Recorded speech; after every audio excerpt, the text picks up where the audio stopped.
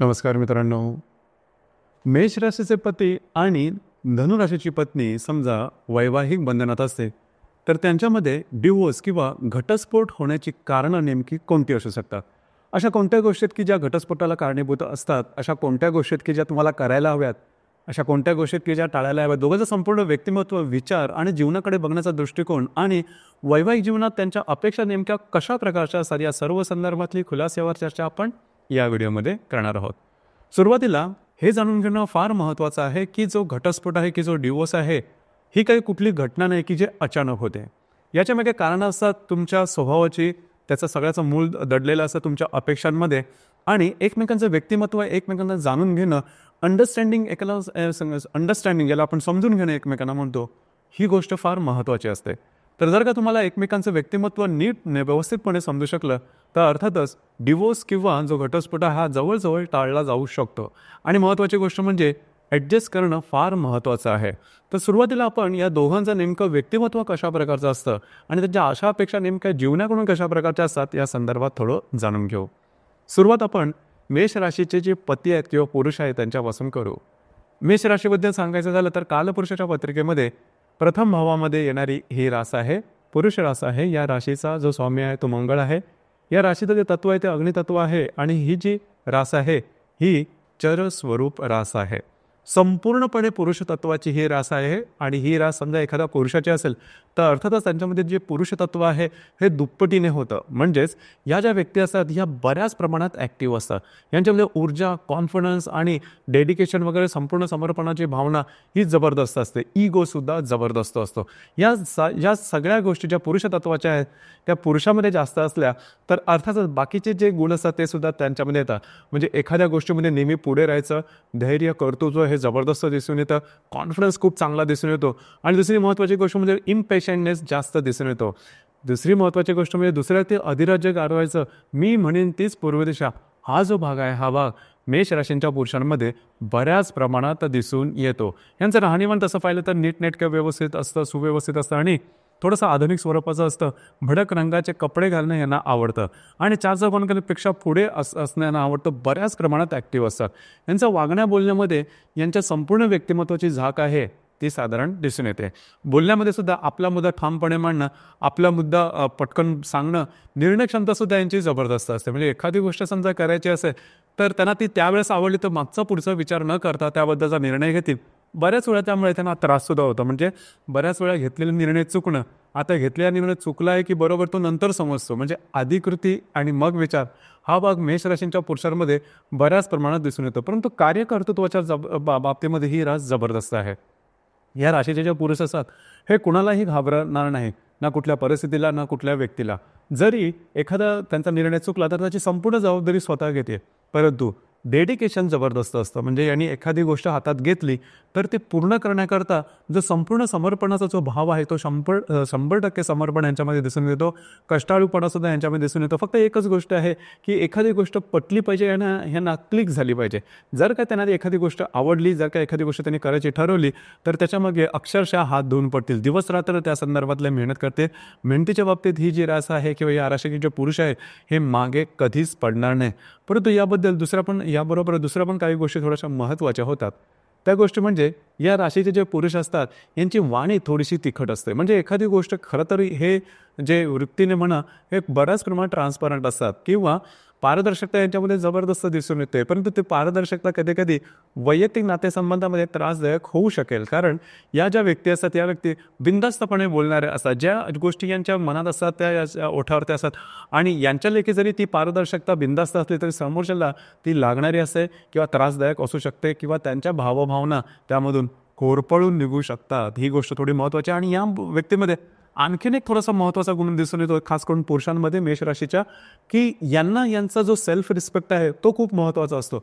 परंतु दुसऱ्यांनी यांच्या विरोधात थोडी जरी गोष्ट केली तरी ती त्यांना पटत नाही, रुचत नाही. मग यांचे हात पाय धुवून सगळं काही चालेल आणि त्यामुळे वैयक्तिक नातेसंबंधामध्ये त्रासदायक गोष्टींना सामोरं लागू शकतं. तर ही गोष्ट थोडी महत्त्वाची आहे. अधिभौतिक सुखाची जबरदस्त आवड यांच्यामध्ये दिसून येते. खर्चिक थोड्याशा व्यक्ती ह्या असतात. आणि दुसरी महत्त्वाची गोष्ट म्हणजे एखादी गोष्ट करायची झाली तर ये ना केना प्रकारानं ती गोष्ट मिळवायचीच आणि त्या गोष्टीसाठी मग वेडवायचं, हा जो प्रकार आहे हा प्रकार मेष राशींच्या पुरुषांमध्ये बऱ्याच प्रमाणात दिसून येतो. आता साधारण आपण थोडंसं धनु राशीच्या ज्या स्त्रिया आहेत त्यांच्याबद्दल विचार करू. धनु राशीबद्दल सांगायचं झालं तर कालपुरुषाच्या पत्रिकेमध्ये भाग्यस्थानामध्ये येणारी रास आहे, पुरुष रास आहे. या राशीचा जो स्वामी आहे तो गुरु आहे. या राशीचं जे तत्व आहे ते अग्नितत्व आहे आणि ही जी रास आहे ही द्विस्वभावाची रास आहे. सगळ्यात पहिली आणि महत्त्वाची गोष्ट जी की धनु राशीची जी स्त्री आहे त्यांच्यामध्ये दिसून येतो ते म्हणजे त्यांच्यामध्ये असणारी एनर्जी लेवल. त्यांच्यामध्ये एनर्जी लेवल ही जबरदस्त असते, म्हणजे एवढी ती तुफान असते की एका जागेवरती या राशीच्या स्त्रिया तुम्हाला थांबलेल्या किंवा विचार करत बसलेल्या सहसा दिसणार नाहीत. त्यांच्या शरीराचं कुठलं ना कुठलं तरी अंग हे हलतच असतं. स्वतःच्या गोष्टींमध्ये ठाम राहणं, स्वतःच्या बाबतीत काही गोष्टी करणं हा भाग यांच्यामध्ये खूप चांगल्या प्रकारे दिसून येतो. नेहमी काही ना काहीतरी काम करत असतात. खास करून या राशीच्या ज्या स्त्रिया असतात या स्त्रियांना आपलं जे काम आहे ते काम आधी करायचं, मग शांतपणे आराम करायचा हा भाग असं. म्हणजे एखादं काम त्यांच्या समोर आलं त्या कामाचा फडशा पाडणं हा भाग धनु राशीच्या स्त्रियांमध्ये खूप चांगल्या प्रकारचा दिसून येतो. आणि बोलणं अतिशय व्यवस्थित असतं, बिंदास्त असतं. ॲरोगन्सी मात्र अजिबात नसते, जी की आपण मेष राशींच्या पुरुषांमध्ये बघितली. तो भाग म्हणजे बिंदास्त असतात, ट्रान्सपरंट असतात, तरी सुद्धा यांचा वाणीवरती खूप कंट्रोल असतो. म्हणजे आपल्या बोलण्याने दुसरा दुखावला जाणार नाही याकडे धनु राशीच्या स्त्रिया ह्या खासपणे बघतात. परंतु अन्याय मात्र सहन करणार नाही. अन्यायाच्या विरोधात आवाज उठवणारी ही रास आहे. जरी स्त्री असली तरी त्यांना फ्रीडम तेवढंच महत्त्वाचं असतं. त्यांना स्वतःचा सेल्फ रिस्पेक्ट हा तेवढाच महत्त्वाचा असतो. कार्यकर्तृत्वाच्या बाबतीत सुद्धा यांचं जे कार्यकर्तृत्व असतं ते खूपच चांगलं असतं. घराबाहेर किंवा घराच्या आतमध्ये दोन्ही ठिकाणी मर्दुमकी गाजवण्याची जी झाक आहे ती धनु राशीच्या स्त्रीमध्ये अतिशय चांगल्या प्रकारे दिसून येते. खास करून दुसऱ्याच्या मदतीला धावून जाणं हाच भाग आहे तो धनु राशीच्या स्त्रियांमध्ये अतिशय चांगल्या प्रकारे दिसून येतो. एक तर त्यांची वाणी खूप चांगली असते, आकलनशक्ती ग्रहणशक्ती खूप चांगलं असते, बौद्धिक स्तर सुद्धा खूप चांगला असतो. आणि एखाद्या विषयावरती निर्णय घ्यायचा असला तर सांगोपांग विचार करणं आणि माणुसकीच्या दृष्टीने विचार करणं हा भाग बऱ्याच प्रमाणात असतो. एखादा व्यक्ती जर का दुःखामध्ये असेल तर धावून जाणं आणि सर्वतोपरी मदत करणं हा भाग यांच्यामध्ये खूप चांगलं, म्हणजे माणुसकी जपणारी अशी ही धनु राशीच्या ज्या स्त्रिया असतात त्या दिसून येतात. त्याचमुळे धनुराशीच्या स्त्रियांच्या बाबतीत तुम्ही पाहिलं तर माहेरच्या ठिकाणचं किंवा सासरच्या ठिकाणचे जे नातेवाईक असतात त्यांच्याबरोबर त्यांचं जे इंटरॅक्शन असतं किंवा त्यांच्याबरोबर नातेसंबंध जपणं ज्याला आपण म्हणतो तो भाग धनुराशीच्या स्त्रियांमध्ये अतिशय चांगल्या प्रकारचा दिसून येतो. त्यामुळेच त्याची जी इमेज असते जनमानसामध्ये खूप चांगल्या प्रकारची असते. आणि दुसरी महत्त्वाची गोष्ट म्हणजे आधुनिक जीवनशैली त्यांना आवडते. सगळ्यात महत्त्वाचं म्हणजे धनु राशीच्या ज्या स्त्रिया आहेत या धार्मिक असतात, आध्यात्मिक असतात आणि त्या अन्वये त्यांना त्या संदर्भातले चांगले अनुभवसुद्धा येतात. दुसरी महत्त्वाची गोष्ट म्हणजे धनु राशीच्या स्त्रियांना फिरायला खूप आवडतं, वेगवेगळ्या ठिकाणी जायला त्यांना खूप आवडतं. त्यांचा मूड त्यांनी खूप फ्रेश होऊन जातो. एकंदरीत सांगायचं झालं तर या राशीच्या ज्या स्त्रिया आहेत या स्त्रियांमध्ये एनर्जी असते ती खूप चांगली असते. आणि दुसरी महत्त्वाची गोष्ट म्हणजे माणुसकीचा जो भाव आहे तो अतिशय चांगल्या प्रकारे दिसून येतो. आता जसं आपण चर्चा करतो आहोत की मेष राशीचे पती आणि समजा धनु राशीची पत्नी असेल तर मेष राशीच्या पती किंवा त्यांच्यामध्ये मेष राशीमध्ये एकूण 3 नक्षत्र येतात, अश्विनी, भरणी आणि कृतिका. पैकी अश्विनी नक्षत्राचे जे पुरुष असतात हे नेहमी नंबर 1ला राहणं पसंत करतात. भरपूर प्रमाणात यांच्यामध्ये ॲक्टिव्हिटी जास्त असते. एकाच वेळेस बऱ्याचशी कामं हातात घेणं आणि ती सगळी कामं पणाला लावणं हा भाग खूप चांगला असतो. आकलनशक्ती खूप चांगली असते आणि या ज्या व्यक्ती असतात त्या सतत तुम्हाला कामामध्ये दिसतील. म्हणजे कधीतरी तुम्हाला वाटेल की या व्यक्ती जीवन जगतात की नाही, परंतु कामाच्या संदर्भात किंवा त्यांच्या संदर्भात ॲक्टिव्हिटी त्यांच्यामध्ये ॲक्टिव्हनेस जो असतो तो जबरदस्त दिसून येतो. आणि या ज्या म्हणजे अश्विनी नक्षत्र तुम्हाला नेहमी बिझी बॉडी दिसते. नेहमी त्यांच्या मनामध्ये किंवा त्यांच्या एकंदरीत वागणुकीमध्ये काही ना काही काम करायची जी तडफ आहे ती खूप चांगली दिसून येते. भरणी नक्षत्राचे जे पुरुष असतात हे थोडेसे यांच्या बाबतीत सुद्धा डेडिकेशन खूप चांगलं असतं. काम करण्याची जी धडाडा असतो तो खूप चांगला असतो. एक गोष्ट लक्षात ठेवणं गरजेचं आहे की भरणी नक्षत्राचे जे पुरुष असतात हे कधीकधी तुम्हाला भरपूर कामामध्ये दिसतील तर कधीकधी अगदी म्हणजे दिवसभर आळसातच बसून काढतील. हा भाग थोडा म्हणजे थोडंसं या बाबतीमध्ये ते थोडंसं ससटपेबल असतं. म्हणजे नेमकं काय आहे ते म्हणजे करता येत नाही किंवा सांगता येत नाही. भरणी नक्षत्राचे पुरुष असतात किंवा पती असतात त्यांच्यामध्ये दुसरी एक महत्त्वाची गोष्ट म्हणजे थोडंसं ॲडिक्शन येणं किंवा व्यसन लागणं हा भाग थोडा जास्त असू शकतो. त्याकडे थोडंसं लक्ष देणं गरजेचं राहील. कृतिका नक्षत्राचे जे पुरुष असतात त्यांच्यामध्ये ॲरोगन्सी जास्त असते. अर्थात कष्टकरी असतात किंवा काम करण्याचा जो धडाका असतो तो खूप चांगला असतो, परंतु यांच्यामध्ये ॲरोगन्सी जास्त प्रमाणात दिसून येते. यांचे बोलणे थोडंसं तिकडं असू शकतं, वादविवाद घालणं आणि त्या करवी कधी टोकाचे निर्णय घेणं हा भाग कृतिका नक्षत्रांच्या जे पुरुष असतात त्यांच्यामध्ये दिसून येऊ शकतो.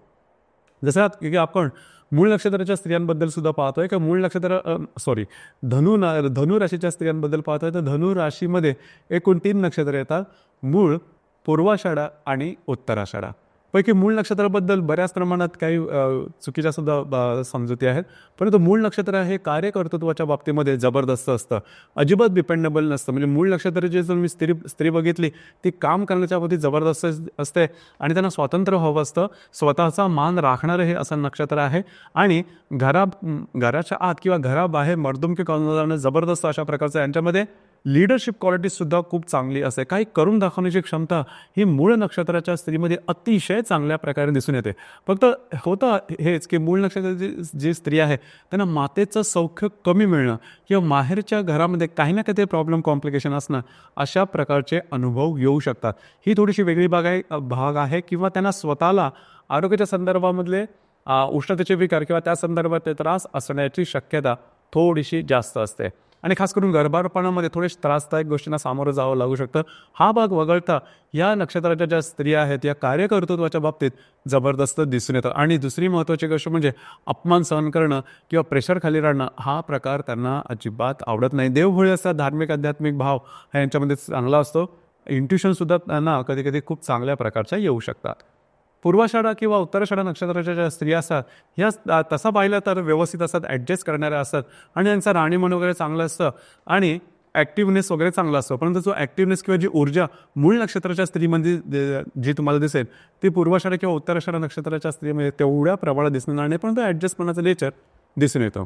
आता जसं की आपण चर्चा करतो आहोत की म्हणजे मेष राशीचे जे पुरुष आहेत किंवा पती आहेत आणि धनुराशीची पत्नी यांच्यामध्ये डिवोर्समधली कारणं नेमकी कोणती असू शकतात. सगळ्यात महत्त्वाचं म्हणजे मेष राशीचे जे पुरुष आहेत त्यांचं वागणं बोलणं हे थोडंसं मगाशी सांगितल्याप्रमाणे कधी कधी ते स्वतःचा सेल्फ रिस्पेक्ट ठेवतील पण दुसऱ्याचा सेल्फ रिस्पेक्ट ठेवण्यामध्ये कधी कधी मागे पडू शकतात किंवा त्यांना भान राहत नाही. आणि धनुराशीच्या ज्या स्त्रिया असतात या बाबतीमध्ये स्वतःचा सेल्फ रिस्पेक्ट बाळगणं कुठल्याही परिस्थितीत त्यांच्यासाठी फार महत्त्वाचं असतं. आणि ही सगळ्यात महत्त्वाची गोष्ट आहे. घालून पाडून जर का धनुराशीच्या स्त्रीला बोललं गेलं तर ती ऐकणार नाही, गोष्टी थोड्याशा टोकाच्या होऊ शकतील. याकडे मेष राशीच्या पुरुषांनी लक्ष देणं गरजेचं राहिली गोष्ट फार महत्त्वाची आहे. दुसरी महत्त्वाची गोष्ट म्हणजे कधी कधी धनुराशीच्या ज्या स्त्रिया असतात त्यांना लवकर निर्णय घेणं कठीण होऊन बसतं. म्हणजे एखाद्या गोष्टीत निर्णय घ्यायचा म्हटला तर ते बऱ्याचशा गोष्टीचा विचार करतात आणि कधी कधी निर्णयाप्रत येऊन पोचत नाही कुठल्याही गोष्टीमध्ये. तर हा जो भाग आहे हा मेष राशीच्या पुरुषामध्ये खूप चांगला असतो.